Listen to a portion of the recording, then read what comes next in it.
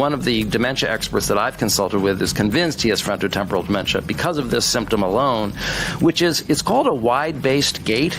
But if you look at his right leg, sometimes he just swings it in like a dead weight in a semicircle. I'm Joanna Coles. This is the Daily Beast podcast, and thank you for all your thousands of comments over the last couple of weeks. They really mean a lot to me, and they mean a lot to Michael Wolff, my partner on Inside Trump's Head. So today we have a fascinating conversation with Dr. John Gartner, who says Trump is clearly showing signs of dementia, not least because we've been able to track this man for the last 40 years, both on television and on digital media. So we have a very accurate portrayal of his demise in plain sight. I found this conversation absolutely enlightening. I very much hope you do too. And also I strongly recommend his podcast, Shrinking Trump, that he does with his partner, or actually his best friend he was telling us from school, Dr. Harry Siegel. The two of them are trained psychotherapists. Dr. Gartner got his first degree from Princeton and then his PhD from Amherst, and was for 28 years a professor at Johns Hopkins University. So I thought I might not be able to understand all his medical terms, but in fact, I sort of got my head around most of it. And do feel free to send us questions, because I'm convinced we'll be having him back. I found his point of view on Donald Trump completely riveting. Let's get into it. Dr. Gartner is in the house. We are extremely excited to have you here. You are a man who has diagnosed President Trump as having dementia. John, what are the symptoms of dementia that you can see in our president? So the first most important thing to realize about a diagnosis like dementia is we're really evaluating someone against their own baseline. So we have to see a major deterioration in functioning, in language and thinking, in psychomotor performance, in impulse control, in a whole variety of areas. So what a lot of people don't realize is that Donald Trump used to be a very articulate person. He used to speak with a high level of vocabulary in very polished paragraphs. Now what we see is not only has his vocabulary gone down, but his ability to actually put together sometimes he's very articulate, right? Because with dementia, people go in and out, right, of functioning. But there are times when he's really unable to complete a thought. Actually, sometimes is unable to complete a word. It's called a phonemic paraphasia. There's dozens of examples there online as sort of humorous bits, where he mispronounces words, but really says words that are not actually English words, that have a fragment of an English word, and like saying mishes instead of missiles, or Christmas instead of Christmas. This is something that only people who have a organic brain disease do. It's not something people just do when they're tired or when they get old. So one of the things that we see is this great deterioration in his language, in his ability to put together sentences and words, but also he's starting to show what we call this kind of random sort of thought where he really free associates, and a tangential speech where he's talking about one thing and then he starts talking about another thing and then another thing. For example, the Hannibal Lecter example is one I like to use. He was lying and saying that they're sending all these immigrants from insane asylums, right? And then he goes, Silence of the Lambs. Anyone seen Silence of the Lambs? Well, Silence of the Lambs is a movie about insane asylums. Okay, right. So now we've moved from immigrants to, has anyone seen this movie? And then he goes, the late, great Hannibal Lecter. Nobody likes to talk about him anymore. Well, first of all, he's not dead, so he's a fictional character, so he can't be the late Hannibal Lecter. As someone who's psychodynamically oriented, the fact that he would choose Hannibal Lecter as some kind of great figure tells us something about his psychology. Right. Right? That would be his ego ideal, someone who's a serial killer who eats people. That sort of tracks. But in other words, it really doesn't make sense. Or another example would be when he was asked about the Harvard situation, he said, well, aren't you challenging academic freedom? And he said, oh, in Harlem, all the black people voted for me because Harlem sounds like Harvard. And he didn't just mishear it, because then he goes on to say, the people in Harlem agree with what I'm doing in Harvard. So, this is really a gross, right? It doesn't make any sense. And he does this meandering kind of speech, yeah. Right. Well, and of course, what's interesting is we have digital breadcrumbs, and we have, 14 seasons of The Apprentice to study him and then look at him now. Give us the phrase again that you called it. Was it phenol something? Phonemic paraphasias. Phonemic where he uses sounds that aren't really words. There's also a semantic paraphasia where you use a real word but in the wrong context, like saying the oranges of the investigation when he meant the origins of the investigation. Right, although so I promise you I do that too, and I'm hoping I don't have dementia. What is it in the brain that is sort of disintegrating, if you like? Is this just a symptom of old age, or is it actually something in the brain no longer working as it used to? Yeah, it's not just a symptom of old age. This is really a breakdown it's actually a breakdown in all of the mental functions, in thinking, in psychomotor performance, in impulse control. So we're seeing this in all areas of his life. Now, of course, with him, sometimes it's hard to tell because he has this severe personality disorder.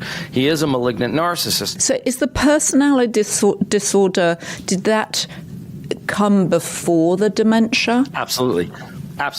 No, he's been a malignant narcissist his whole life. A personality disorder is a lifetime disorder. So, when he was 10 years old, he was throwing rocks at babies in the neighborhood. He's always been this malicious, malignant person.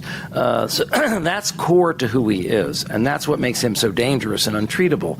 Now, on top of that, this really is the worst case scenario. Well, hold on. You're throwing so many things out there. He's untreatable. He was throwing rocks as babies. I'm assuming you meant that metaphorically. No, literally, he was throwing rocks at babies. Well, is that a story about him, that he was literally throwing rocks at babies? Yes. When he was a child, there was a baby's neighbors was a neighbor baby. He was throwing rocks at them.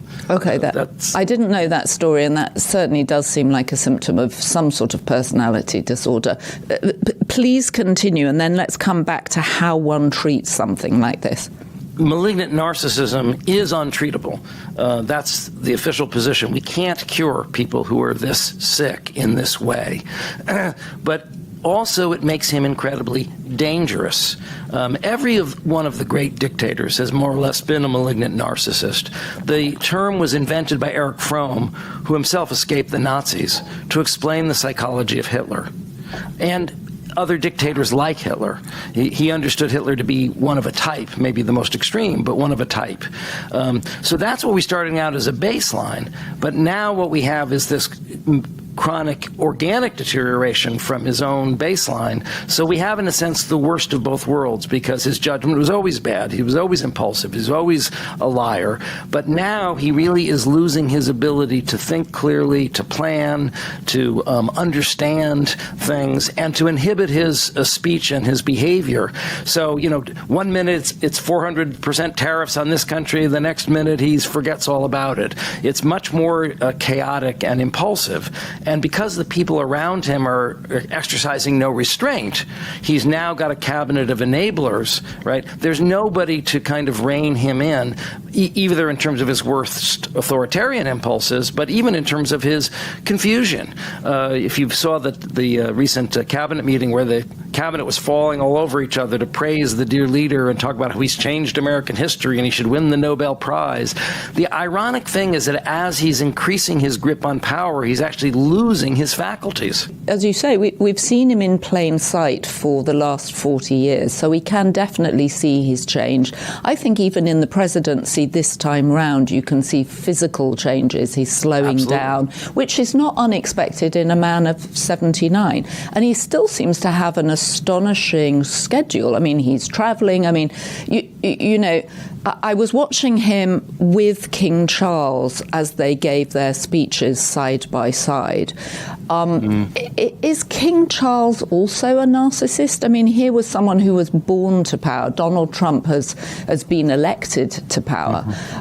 King Charles hasn't been. What is the difference between them? And in Donald Trump's defense, not three words I often say, but he appeared to deliver his speech at Windsor Castle, you know, playing to the crowd. He could obviously feel the energy in the room. He had a couple of asides which made people laugh. So it didn't feel like he was detached from the reality around him as he sat with Tim Cook and Satya Nadella and Mark Benioff, and of course King Charles and Queen Camilla, and the unusual sighting of Melania by his side.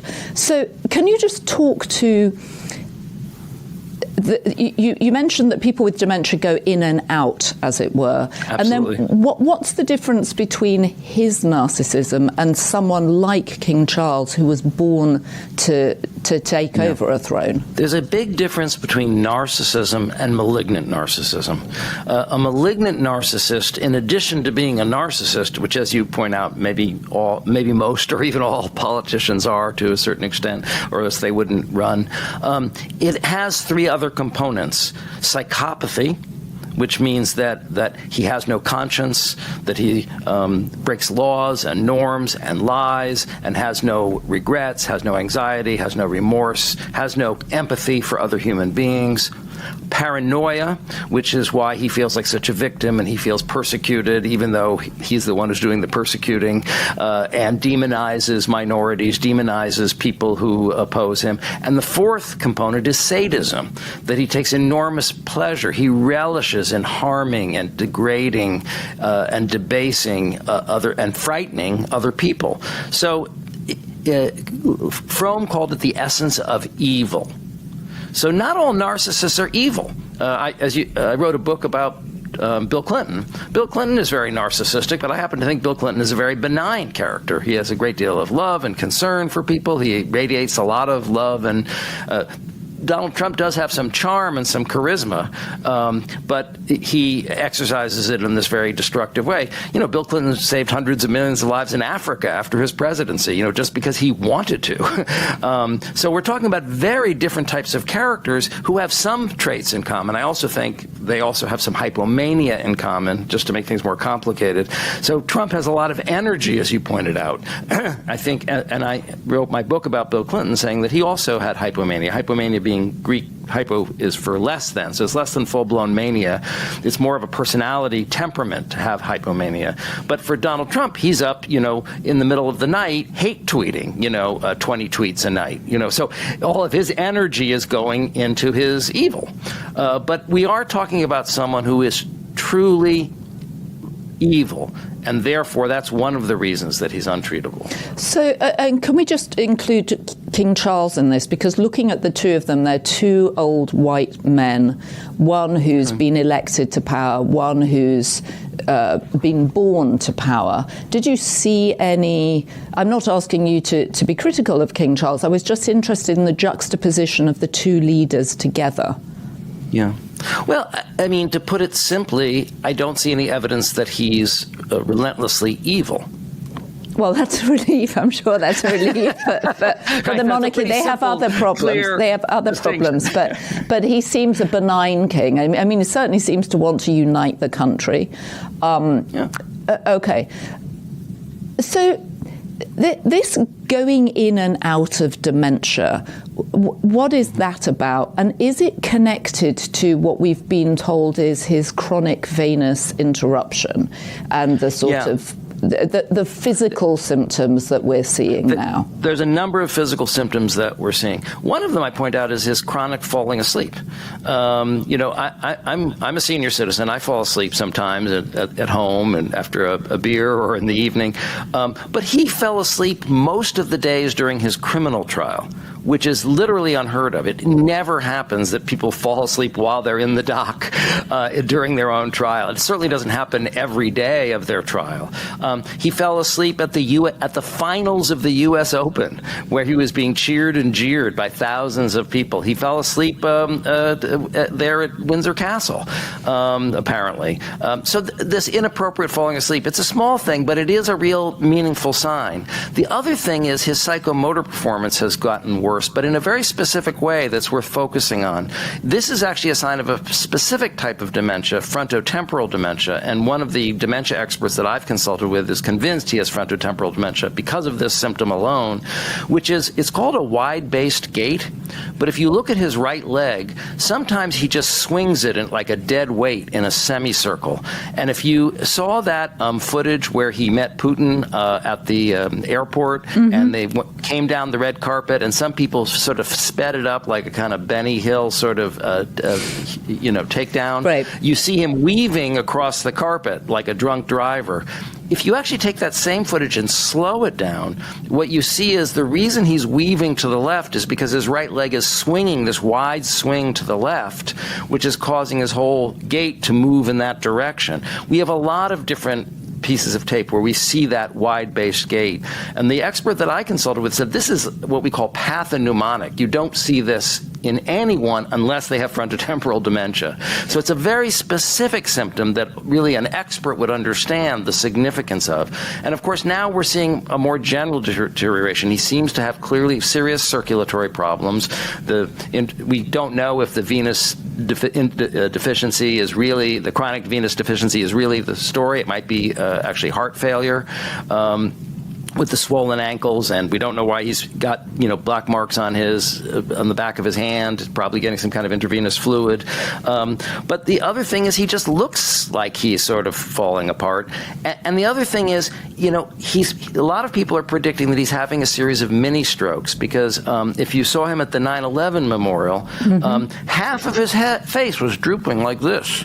And that's not something that comes with age or fatigue. I can't even do it, right? I'm trying to make half of my face droop. I have to pull it down. It's not something you can just do or something just happens. It really is suggestive of some kind of potential mini stroke. So all of these things could be related, right? The circulatory problems could be related to the deterioration in his brain. They could even be causal, or he could just have both dementia and some chronic medical problems. We don't know. This is really an area where we're really not sure, but he's clearly deteriorating mentally and physically. I have to say it's completely terrifying talking to you because, first of all, these medical terms, which I like, and I'm sort of stabbing at guessing what they mean, but I've already diagnosed myself with severe dementia, personality disorder, hypomania. It's very nerve-wracking talking to you. So, assuming you're right, and we can certainly see, because of his television and his digital media trail, that he has definitely changed. Yes. How does one manage the change? I mean, you always hear about dictators or malignant narcissists, that they are very unpredictable and they're very frightening, even for their closest colleagues to be around because of the unpredictability. You see Trump's cabinet looking extremely anxious having to sit near him. And in fact, what Michael Wolff, who's frequently on our podcast, says is that within the White House, it's better not to be in the room. Usually, certainly in corporate America, people long to be in the room where it happens. Obviously, the famous song from Hamilton, in the room where it happens. But actually, people want to be out of the room because if you're in the room, Donald Trump's gaze may suddenly settle on you and it will trigger him to either go off on you, it'll remind him of something. How should people handle someone who's going through this? Well, this is what's really frightening because, right, so many people have had relatives who have been through this, and we get notification from so many viewers who are saying, I went through this with my mother, I went through this with my father, I recognize all these signs that you're talking about. But this was someone that, they were able to, and it's not easy to manage someone with dementia, actually. Right, I mean, anybody watching this, anybody watching this who's got someone with dementia in their family will know it can be very unpredictable, and people can also get very bad-tempered. Exactly. And some people in my family are dealing with this. But then imagine that person has sort of omnipotent power, right, and is paranoid about anyone trying to control them and will attack anyone who contradicts them. It's really kind of like a worst-case scenario, right? That the person holding the nuclear codes is incompetent, but nobody can rein him in. He won't listen to anybody, and no one dares to oppose him. So one of the things that I think we're going to start to see is as he deteriorates, the lackeys around him are going to be more and more kind of, if we thought the last cabinet meeting was crazy, he says crazy stuff, and it's not just the people in his government, it's even the press, right? He says crazy stuff, and nobody follows up on it. Nobody comments on it. It really is like the emperor's new clothes, but without the punchline, without the person saying he's naked, and then everyone going, "Oh my gosh, he's naked! I thought it was only me that saw it." But isn't the complexity that people have actually called it out? I mean, you called it out with 45,000, I think, professional doctors, psychotherapists who were pointing this out during Trump won, and the press have relentlessly called it out, as Donald Trump himself would say. I mean, look at his reaction to Jimmy Kimmel this week. So isn't the problem that people have called it out, but people also don't seem to care, or they might even like it? I mean, in some ways, it's seen as a sign of strength. Well, I don't think it's seen as a sign of strength to be demented. I think he, however, is very good. Okay, to clarify, I'm not saying it's seen as a sign of strength to have dementia, but his leadership or his bombast is misinterpreted as a sign of leadership. No, malignant narcissists, have a certain appeal. First of all, we talked about his charisma, but also the psychopathic part of them makes them have a will to dominate and a will to control that is very, very powerful. And people identify with that. So, a lot of people are thrilled by the fact that he's taking this kind of strong man control and beating up on their shared enemies. So there is a kind of psychological appeal that a Hitler-like character has. And actually, there was a psychologist named Adorno, right, who wrote about the authoritarian personality in the late 40s, trying to understand what kind of a person is attracted to a malignantly narcissistic leader, to an authoritarian leader, someone who feels disempowered and who feels re-empowered by someone who, in a punitive way, is attacking their shared enemies and making them feel powerful and making them feel entitled to dominate. So there is this way he appeals to a certain group of white Americans, right, who really want to reassert the dominance of whites in America, and who might feel disempowered because they're not that educated or they're not that powerful or that wealthy, and so they identify with this powerful, wealthy white man who's saying what they think, but is socially unacceptable, that they're superior to minorities and we need to keep them out of this country and they don't have brains. How significant is it that the First Lady seems to have moved away significantly from Donald Trump, and his daughter, Ivanka, who was very present during Trump won with her husband, Jared Kushner, now seems nowhere to be seen. In fact, she said that politics wasn't for her, that it was such a brutal game. So he doesn't have, as far as we know, any close women around him. I mean, he certainly has Susie Wiles, his chief of staff, and he's got people in his office, but he doesn't have any female family members who appear to be in his close circle, and he seems increasingly isolated. Yeah. Well, look, one of the things about malignant narcissists is they are literally incapable of love. They're incapable of love. And so nobody really loves Donald Trump. He doesn't really have any figures that really love him. He's got, followers who worship him, but to know him is really to hate him. And I believe basically his family has decided it's intolerable to be around him. Like you said, you don't want to be in the room with him, and so they're trying to distance themselves. I mean, his sons are certainly making lots of billions in crypto in his name, but nobody really wants to be around him because he is unpredictable, aggressive, and you have to just submit to it. The other thing about his thinking is, I just want to point out a few other symptoms. One of them is something we call confabulation, I would actually argue. you. It's very hard to distinguish a lie from confabulation. But confabulation, and again, these people who are listening who have relatives who have dementia will recognize this trait. There's so many gaps in their memory that they actually remember things that didn't happen by weaving together different sort of little pieces of memory. So, for example, he told this long, elaborate story about how his uncle taught the Unabomber at MIT, and he said, I talked to him. What kind of student was he? He said, well, he was a know-it-all, and nobody really liked him. And well, look, the Unabomber never went to MIT. Ted Kaczynski didn't go to MIT, so he couldn't have been in his uncle's class. And by the time they discovered his Unabomber, his uncle was dead. Now, this isn't like saying, I have the highest poll numbers when he has the lowest poll numbers, or we've added jobs when we've lost jobs. That's lying for where we know he has a purpose. It's going to make him look better. Okay, but telling this long, rambling story about his uncle and the Unabomber doesn't really serve any purpose. When he's telling it, I believe he actually thinks he's remembering something. This is another sign of dementia. The other sign of dementia that we see is people with dementia, then they really can't come up with any thoughts, just use a lot of superlatives. So, like, for example, when he was at Gettysburg, he said, Gettysburg, wow, it was like amazing, and it was horrible, but it was like beautiful in a way. So just all these superlatives, and I think he's standing there and he really doesn't know what Gettysburg is.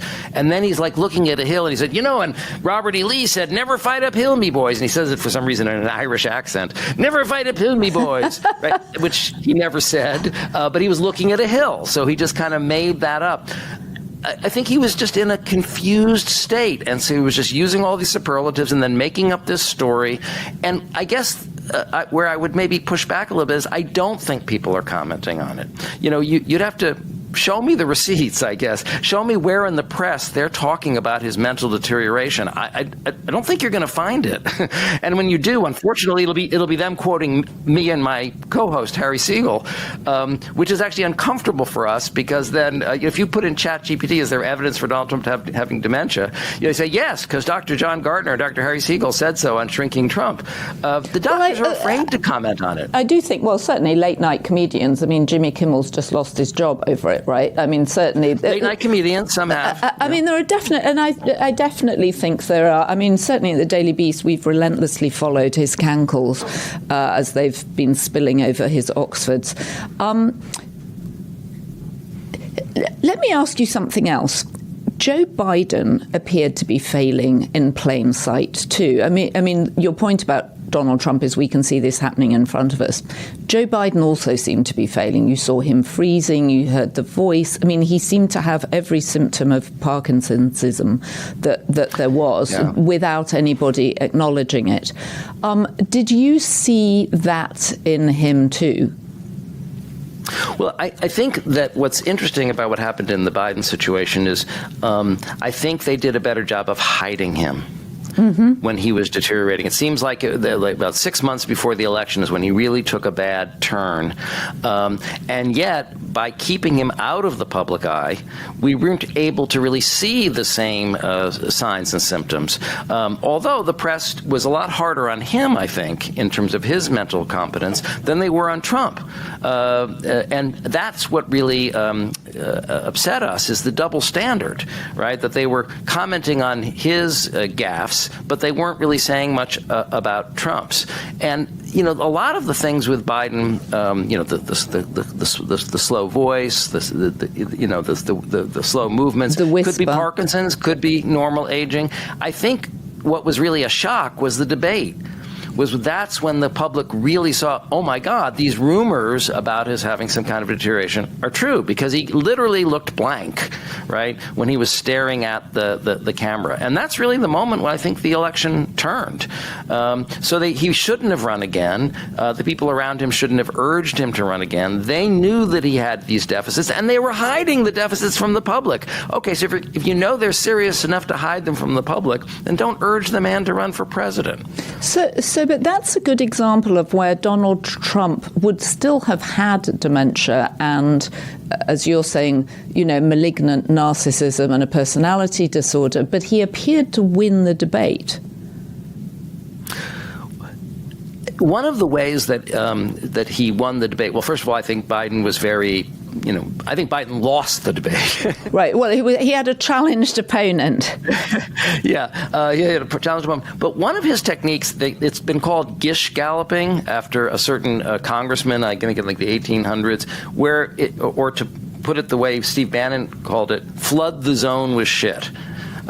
Which is to spew out so many outrageous lies, but like a Gatling gun, right? Boom, boom, boom, boom, one after the other, so that your opponent doesn't even know. If you say 5 outrageous lies, where do I even begin to rebut that person? You know what I mean? When they're not even related to each other, they're like off topic. And so that technique is actually pretty effective. That he just keeps spewing out lies in this pressured speech that then people really don't have a capacity to respond. Now, of course, he's just intimidating people, so they're afraid to respond. But it actually turned out to be a fairly effective technique in the debate if the person can't respond effectively. So Donald Trump is supposed to be extremely good at sniffing out his enemies' weaknesses. What are his weaknesses? I mean, we know that he appears to be haunted by his old friend Jeffrey Epstein, who followed him to London for his amazing visit to Windsor Castle. And we saw the projection of the film on the side of Windsor Castle, thus hijacking the trip and making sure that all the headlines included Epstein. Is Donald Trump, do you think, actually sort of haunted by Jeffrey Epstein? What are the things that make Trump truly paranoid? Yeah, I mean, one of the things about the psychopathy is they have no remorse for anything bad they've done and no fear about being exposed. So, but when you have someone who's a narcissist, at every moment there's a feeling that their grandiosity could collapse. So they're fighting to win each moment, right, to keep inflating themselves. So in a sense, in his paranoia, he's threatened by everything and everyone, right, who could potentially in any way pierce his veil of invulnerability and grandiosity. So that's one of the reasons he attacks everyone, every reporter that asks him a question, with any kind of a challenge. You're disgusting, and you're no good, and your publication's failing, and you should go to jail. That's hate speech. Recently told Jonathan Karl that he was committing hate speech by asking him a question about what Pam Bondi said about hate speech. But the thing is that is the fear, is that his grandiosity will collapse, or that he'll be exposed as something less than, omnipotent. So in a sense, he's in an existential battle every second. No, that makes sense in terms of him just lurching moment to moment, pushing the narrative forward and not really answering specific questions, but constantly changing direction. So as you say, it's very hard to sort of follow him or understand how to pin things down. Do you think he is genuinely scared of the Epstein story? Well, I think that he, he's been able to duck everything. And he now has a criminal justice system which is colluding in covering up the Epstein story. I mean, think about this. When in the history, have you ever heard of an assistant attorney general going to meet with someone in jail, right? A sex trafficker. A sex trafficker who's been sentenced to 20 years. Exactly. And we know that she could implicate Trump. Now, usually when someone from the Justice Department meets with a criminal in jail, it's to implicate, right, another wrongdoer, right? And lo and behold, of course, she gave them what they wanted. She said she'd never seen anything to cause her concern, which we thought was funny on the show, because what would cause her concern? She's a child molester herself. But anyway, never saw anything to cause concern, and lo and behold, then quid pro quo, right in front of everyone's eyes, she's transferred to this sort of a spa camp prison, as a reward. It was obvious. And we said Kash Patel said that he had thousands of FBI agents working around the clock to find any reference to Trump in the Epstein files. Well, we know there's hundreds of references to him. And lo and behold, he's now claiming there's no references to him. Yeah. So in other words, he actually sent thousands of FBI agents with some whiteout. to go through all the files to basically hide all the references to Epstein. So he thinks he's going to get away with it because he's gotten away with everything. And that's part of the psychopath psychology. They always think they're going to get away with it. They're not worried about being exposed.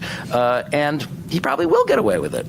And is there copycat behavior from the people around him? I mean, I was watching the Kash Patel hearings this week, and his determination to shout down certainly Adam Schiff and some of the other senators talking to him, it felt very reminiscent of Trump. And Michael Wolff, who's my partner on the Inside Trump's Head podcast, and I know you have your partner, Dr. Harry Siegel, on your podcast, Shrinking Trump, which I highly recommend for anybody listening and watching to this. It's delightfully entertaining, and you invite guest doctors on to analyse people, in particular Donald Trump.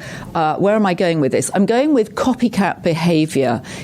Is there a sort of knock-on effect from this kind of grandiosity? Is that why everybody else is suddenly getting much more aggressive?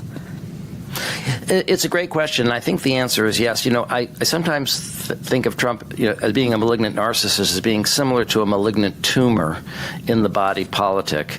And we had a chance to remove the tumor and save the patient. We failed there, obviously. But what happens with the tumor is it spreads its DNA around the body, and cells reproduce with that DNA. I think Trump's sort of psychological DNA has now seeped into the people in his administration. They're also, as you say, shouting people down and devaluing people. But also what we see, too, is that there's been a process. This always happens with all of these dictators, of purging and purging and purging till you get down to the worst of the worst. What's called a kakistocracy, government by the worst. So in the first administration, you had people who might have been colluding with him to some degree, but they had some moral limits. Right? There had some point where they say, well, wait a minute, Mr. President, we can't do that. Those people are gone. Even Bill Barr, right, who covered up the whole Mueller report, he had a limit. He wasn't going to invalidate the whole election. That was where he got off the bus. And so then he became an enemy. Right now, Bill Barr is reviled. So what happens is there's a systematic process of purging people, and it's happened within the Republican Party generally, right? There used to be some Republican representatives and senators like Jeff Flake, for example, who had a conscience, who believed in the Constitution. But those people have been systematically purged. And so now what you have left, it's sort of like a reduction sauce. You have the true believers, the true psychopaths, the true wingnuts, the people who are all in with no inhibitions, no conscience, no soul. And so, of course, they're going to imitate the behavior of their dear leader. How do you diagnose, or what is your diagnosis of someone like Elon Musk? Well, Elon Musk is actually a complex character. I mean, he appears to be on the spectrum. I think he also has bipolar traits. When he was manically pursuing this whole Doge thing, he brought his bed famously into their offices and said, we work 24 hours a day and on weekends, and that's how we're going to defeat these bureaucrats because they only work 9 to 5. Right, that seems like some sort of mania. Exactly. And even his behavior with the chainsaw, waving the chainsaw around wildly, it was also irresponsible and erratic and extreme and hyped up, and there may even been drug involvement too. We know that he's got allegedly has a whole case of drugs. He's on ketamine, he's on this, he's on that. So that he could be hyping or firing up his hypomania, perhaps with drugs. But I think he's a complex case. There's a lot of things going on in his case, but what you have in common among all of these Trump people now is they do have a kind of psychopathic core, right? That they're that Leavitt, his press secretary, said he has got the highest poll numbers in history. Actually, he's got the lowest poll numbers in history. I mean, it's what I call oppo-speak. I think what you're hearing from Republicans is oppo-speak, meaning it's literally the opposite, the polar opposite of what they say. I'm going to re-listen to this and jot down all the medical terms that you've given us because I find it absolutely fascinating. John, you're describing what feels like a very extreme personality. How common is this among people? That's actually an excellent question. So the guest that we had on this week, Dr. Vince Greenwood, is a scholar of psychopathy. And he has said that Donald Trump really meets the very strict criteria for a severe psychopath. And what we know is that only 1 in about 150 people meet these strict criteria for psychopathy. So just as a start, just as a baseline, it's already a very rare disorder. 1 in 150 people? 1 in 150 people would meet criteria for being a psychopath. Now, in his case, psychopathy is really only part of his disorder, as we've said, because as a malignant narcissist, there's 4 components: psychopathy, narcissism, paranoia, and sadism. But actually, the guest we had on argued that those other components could be included in the psychopathy diagnosis if you're really being strict about your diagnostic criteria. But in any case, it is very rare. And I think that's one of the reasons why it's hard for normal people to understand. But 1 in 150 doesn't seem rare. I mean, I can't remember who it is that says that most people have, or the peak number of friends you can have is 150, which means that we all have a psychopath in our friend group. That seems alarming. I think 1 in 150 is actually, there's a hell of a lot of psychopaths wandering around then. I mean, this is a country of 330 million people. Our expert also said he felt that Donald Trump was the most extreme example that he'd seen in his entire career. So in that group, in that small group, he would be in like 99th percentile. Well, I'm very excited to see what comments we get from listeners and from viewers on YouTube. I think there will be many, many, many questions. And, we'd love to have you back and to have you address them. Sure. Dr. John Gartner, thank you very much for your time. Thank you for having me. Well, I found that absolutely fascinating. One of the most interesting things about Donald Trump is that he has been a colossus across the media for the last 40 years. He has segued and changed as the media has segued and changed. And so we've been able to see him in plain sight as he's gotten older and more powerful and now is exercising that power in some truly alarming ways. Thank you for joining us. If you have been, please leave a comment on YouTube. Feel free to subscribe and join the Daily Beast community. We love hearing from you. And share this podcast with a friend, with an enemy, with a colleague. Out there online, share away. It's all free. And we are independent media and we love growing our audience. So thank you to our production team. And as our First Lady, who was briefly out of hiding for her trip to Windsor Castle this week, would have us, be beast. And thank you to our production team, Devon Rogerino, Anna von Urson, and our editor, Jessie Millwood. And shout out to our Be Beast layer of membership, Karen White, Heidi Riley, and Connie Rutherford. Thank you.